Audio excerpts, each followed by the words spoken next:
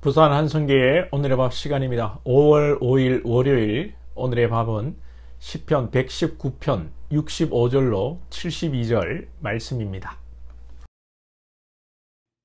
여호와여, 주의 말씀대로 주의 종을 선대하셨나이다. 내가 주의 계명들을 믿었사오니 좋은 명철과 지식을 내게 가르치소서. 고난당하기 전에는 내가 그릇 행하였더니 이제는 주의 말씀을 지키나이다. 주는 선하사 선을 행하시오니 주의 윤리들로 나를 가르치소서. 교만한 자들이 거짓을 지어 나를 치려하였사오나 나는 전심으로 주의 법도들을 지키리이다. 그들의 마음은 살쪄서 기름덩이 같으나 나는 주의 법을 즐거워하나이다. 고난당한 것이 내게 유익이라. 이로 말미암아 내가 주의 윤례들을 배우게 되었나이다. 주의 입의 법이 내게는 천천 금은보다 좋으니이다. 오늘 어린이날입니다. 우리 어린 성도님들을 축복합니다. 고난은 변장된 하나님의 축복이다라는 말도 있고, 오늘 시편 기자는 71절에 고난당한 것이 내게 유익이라 라고 고백하는데, 정말 고난당하는 것이 유익입니까? 어떤 사람은 고난 때문에 자살을 하기도 합니다. 심심찮게 사업이나 생계의 어려움을 통해서 극단적인 선택을 하는 그런 사건들이 뉴스에 자주 나옵니다. 고난을 이기지 못해 마약을 하고 사람이 타락하는 것도 우리는 보게 되는데 말입니다. 고난이 정말 유익입니까? 고난이 정말 변장된 축복입니까? 오늘 시는 무슨 이유에서인지 고난당한 것이 유익이라고 말씀하고 있습니다. 고난이 다 유익은 아닙니다. 누구에게는 유익이 있고 누구에게는 인생의 저주스러운 고통으로 느껴질 수도 있습니다. 똑같은 그런데 고난인데 왜 시인은 유익이라고 말하는 것일까요? 그것은 바로 하나님의 말씀을 가까이 하는 시인이었기 때문입니다. 말씀이 없는 사람은 고난이 왔을 때 감당을 못할 수도 있습니다. 삶이 말씀으로 해석되어지지 않습니다. 그러니 시련과 고난, 어려움만 보이니 망할 수밖에 없고 죽을 수밖에 없는 것입니다. 시인은 말씀이 능력이고 유익을 해석하는 것이다 라는 것을 계속 설명하면서 이 시편 119편 176절까지 성경에서 가장 긴 시편을 말하고 있습니다. 특별히 고난은 말씀을 제대로 깨닫게 만듭니다. 말씀을 가까이 하게 만듭니다.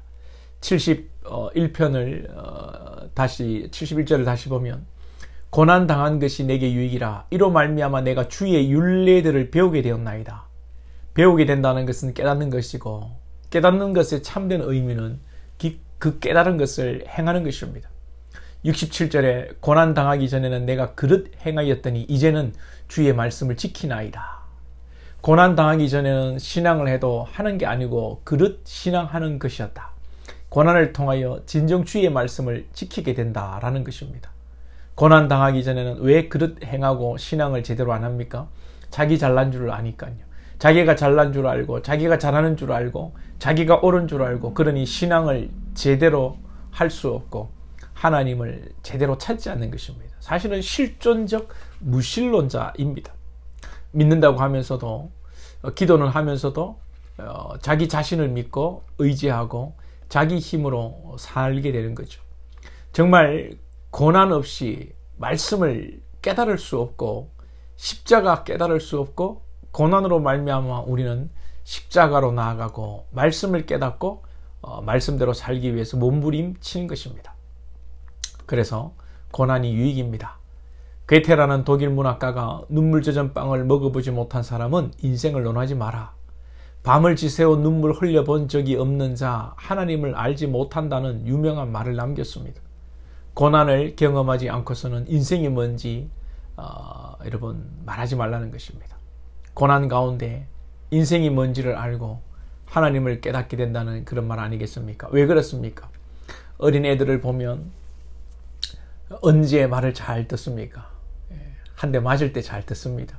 한 대 맞고 나면 하루 정도 가지요. 아이들이 혼나고 오래 이렇게 상처가 되고 기억할까봐 걱정이기도 합니다만, 의기소침해서 한 달씩 말 안 하고 있으면 부모가 얼마나 답답하겠습니까? 사춘기가 되면 뭐 그런 애들도 있다고 합니다. 아직 뭐 어린 아이들 저학년이면 혼이 나고 다음 날이면요 헤헤헤 하면서 잘 지냅니다. 다행이죠. 아무튼 아이들은 혼나면 매라는 고난이 있으면 말을 잘 듣습니다. 이것이 인간의 죄성입니다. 인간을 만물의 영장이라고 생각하고 인간을 높이 평가하는 사람들에게는 듣기 싫은 소리가 되겠지만, 성경은 철저하게 인간의 타락과 죄성을 이야기합니다. 그러니 고난을 통하지 않고서는 인간이 하나님을 바라보지 않는다는 것입니다. 고생을 모르고 지금 편하게 사는데 예수님이 필요하겠습니까? 하나님이 보이지 않습니다. 그냥 교회 다니면서 교양적으로 품위 있게 살아가는 겁니다. 타락으로 죄성을 가지고 있는 인간은 결코 평안한 생활 가운데 하나님을 바라보는 존재가 아닙니다. 사랑하는 여러분, 여러분들이 인생에 있어 고난이 있으셨습니까? 고난이 있습니까? 하나님의 축복입니다. 지금도 고난 가운데 계신다면 축복 중에 계십니다. 결코 우리는 고난 중에 주저앉지 않습니다. 고난 중에 하나님을 바라보게 되고 고난 중에 말씀을 깨닫게 되고 끝내는 하나님께서 우리를 붙들어 주십니다. 물론 고난 중에 하나님을 바라보지 않고 삶을 저주하고 타락하고 인생을 망치는 사람들도 있습니다. 욥의 아내가 그랬지요. 욥에게 막 하나님 저주하고 죽어라. 이런 사람들은 하나님의 택함을 받지 못한 사람들이고요.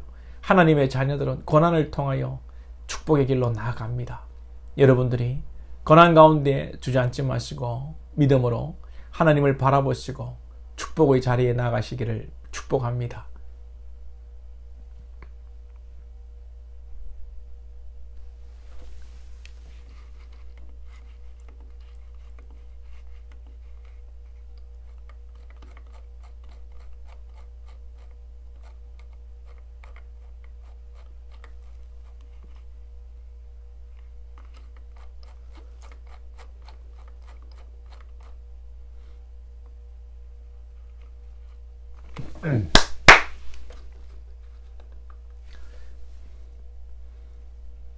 다시 한번요. 고난이 왜 축복입니까? 67절을 다른 번역 성경으로 보면 고난 당하기 전에는 내가 그릇 행하였더니라고 하지 않고 내가 겸손하기 전에는 실수를 행하였더니라고 해석합니다. 즉 고난이 겸손하게 만든다는 것입니다.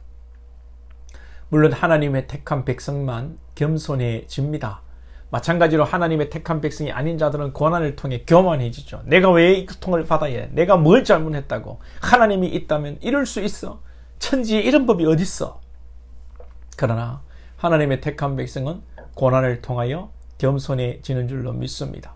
욥은 알 수 없는 고난을 통해서 자신의 믿음 없음을 깨닫게 됩니다.